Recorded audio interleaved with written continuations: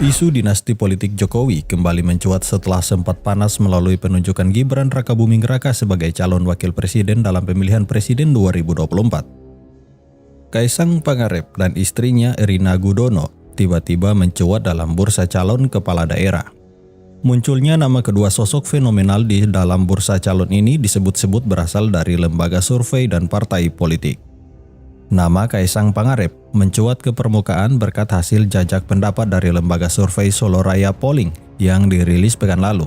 Sedangkan nama Erina Gudono diusung oleh Partai Gerindra, partai pengusung utama pasangan Prabowo Gibran dalam Pilpres 2024. Nama Kaisang sendiri muncul bersamaan dengan belasan tokoh politik Solo yang disukai untuk menjadi wali kota Surakarta menggantikan Gibran Rakabuming Raka.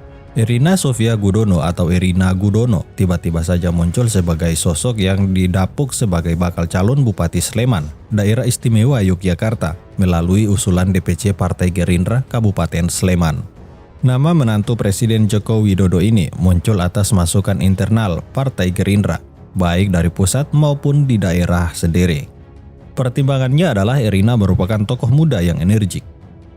Hingga sekarang, sosok istri Kaisang Pangarep ini disandingkan dengan beberapa nama kader Gerindra, yakni Lisman Puja Kesuma, Danang Wicaksana Sulistia, dan Sukaptana. Nama pendamping Erina di luar Gerindra yang siap diprospek adalah mantan Sekda Kabupaten Sleman, Harda Kiswaya. Untuk meloloskan pengajuan nama Erina tersebut, Partai Gerindra sudah membuka komunikasi dengan partai politik lain. Karena partai besutan Prabowo Subianto ini hanya menguasai 6 kursi di DPRD Kabupaten Sleman. Untuk bisa mengusung calon kepala daerah, Gerindra membutuhkan 4 kursi lagi. Munculnya nama keluarga Presiden Jokowi, anak dan menantu dalam percaturan politik Indonesia pasca Pilpres 2024 selalu membawa konotasi dinasti politik dalam benak publik. Konotasi negatif ini dipicu oleh lolosnya putra sulung sang presiden, Gibran Rakabuming Raka, sebagai calon wakil presiden. Setelah terjadi kong-kali-kong untuk menyiasati aturan tentang syarat usia calon presiden dan atau calon wakil presiden. Berkat campur tangan Anwar Usman, Ketua MK yang juga adalah paman dari Gibran, urusan batas usia minimal bisa ditembus. Gibran pun lolos dan saat ini unggul sementara berdasarkan hasil quick count dan real count KPU.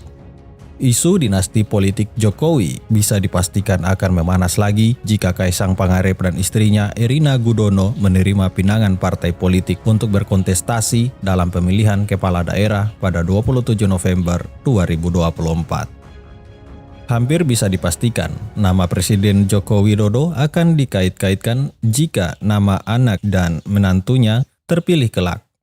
Bahkan, Gibran Rakabuming Raka yang sudah dilantik menjadi wakil presiden pada 20 Oktober nanti juga tidak luput dari serangan publik. Bahkan mantan wali kota Solo itu kelak akan dijadikan sebagai contoh dari politik dinasti bentukan Jokowi.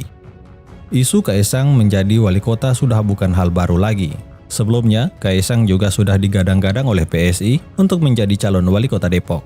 Masih ingat dengan spanduk bergambar Kaisang sebagai calon wali kota Depok yang viral di media sosial pada Mei 2023, munculnya spanduk tersebut langsung memicu pikiran publik kepada nama Jokowi. Mengapa harus nama Jokowi yang muncul? Jawabannya bukan karena Presiden RI ke-7 ini adalah sosok ayah kandung dari Kaisang. Nama Jokowi menjadi relevan dengan wacana pencalonan putra bungsunya tersebut karena terkait dengan posisinya sebagai presiden petahana.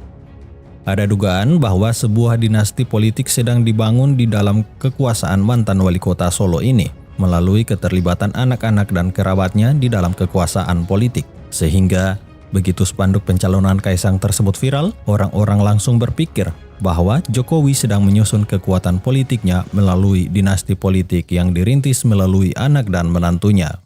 Secara umum, dinasti politik bisa diartikan sebagai kekuasaan politik yang dijalankan oleh sekelompok orang yang masih memiliki hubungan darah atau kekerabatan. Dalam sistem kekuasaan ini, rekrutmen politik dan sirkulasi kekuasaan hanya berputar pada kerabat dan keluarga petahana. Jika Jokowi memang berniat untuk membangun dinasti politiknya, maka orang nomor satu di republik ini sedang membangkitkan kembali model kekuasaan politik yang populer pada zaman kerajaan berabad-abad silam.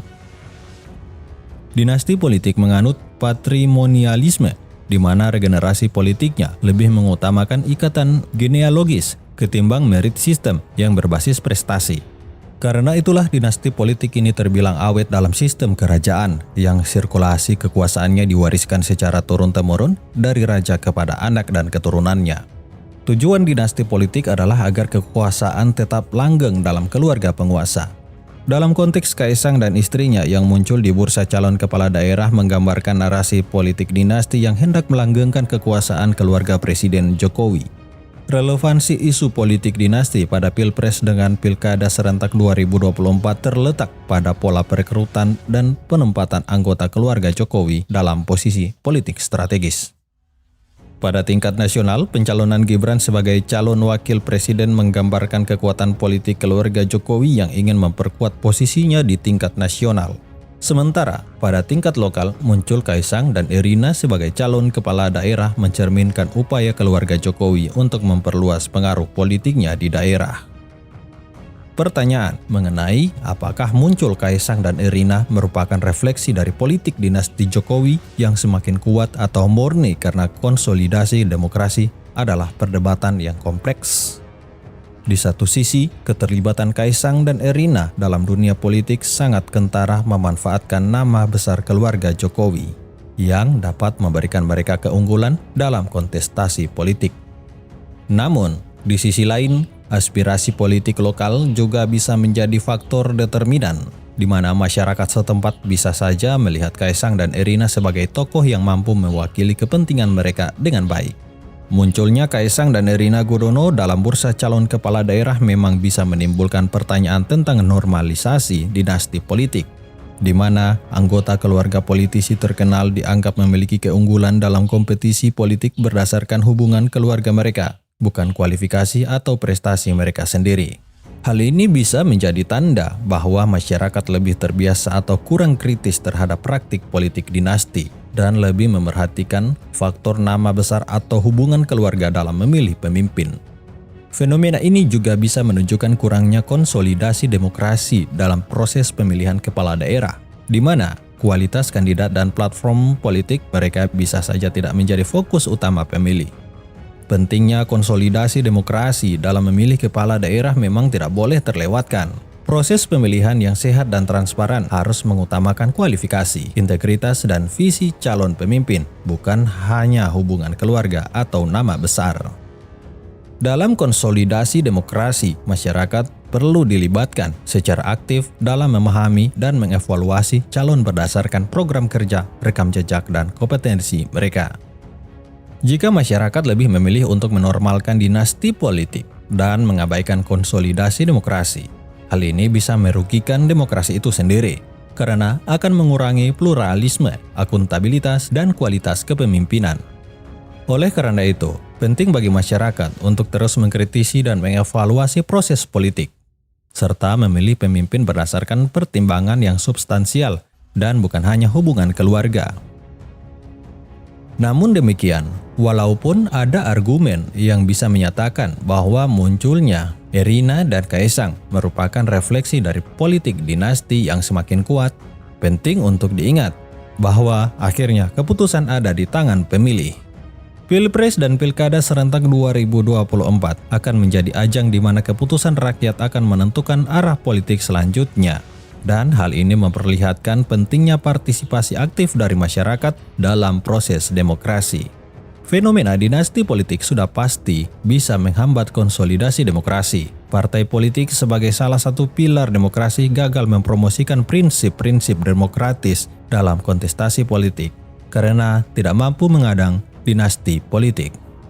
Alih-alih mengoptimalkan fungsi kelembagaannya dalam rangka konsolidasi demokrasi, partai politik justru menjadi agen dari dinasti politik itu sendiri. Begitu kira-kira. Artikel ini merupakan penggalan yang ditulis Sultani yang disadur dari Kompasiana.com. Bagaimana menurut Anda? Jika Anda berpendapat lain, tuliskan komentar Anda di bawah ini. Saya Raffel, Karisma 90.